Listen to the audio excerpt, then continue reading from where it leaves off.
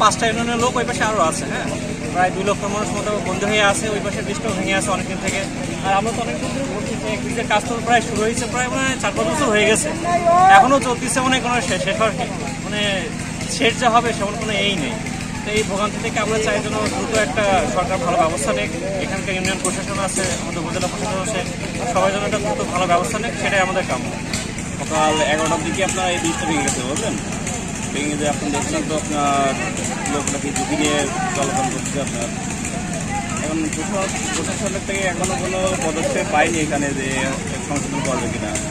আর ঝুঁকি নিয়ে চলাফেরার কারণে আপনার যারা স্কুল কলেজে পড়ে এদের সমস্যা বেশি, চাকরিজীবীদের। এদের তো আপনার এটা যত সম্ভব খুব তাড়াতাড়ি আপনার ঠিক করার জন্য আমরা আবেদন জানাচ্ছি, কারণ এটা হলো মূল রাস্তা। এই রাস্তা থেকে আপনার সব উপজেলা ইউনিয়নের লোক এই পানিটা কলরা বাজারে ওঠে। এই জন্য তাড়াতাড়ি আপনার ঠিক করার জন্য আমরা আবেদন জানাচ্ছি।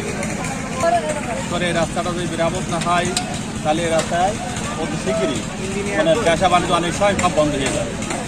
হ্যাঁ, আমরা এই যে বাইক নিয়ে এখন আসলাম, আমরা মেইনলি ওই পাশ দিয়ে ঢুকছি। এখন এই ব্রিজটা ভেঙে গিয়েছে, ওইদিকে কাঠের ব্রিজও ভাঙা। এখন এই সাধারণ যে জনগণ তারা আসলে কোন পাশ দিয়ে যাবে? এই যে জনদুর্ভোগ, এটা তো এখন চরম মাত্রায় পৌঁছেছে। সুতরাং কর্তৃপক্ষ যারা এখানে আছে অতি দ্রুত সময়ের মধ্যে এই ব্রিজটি সংস্কার করা প্রয়োজন।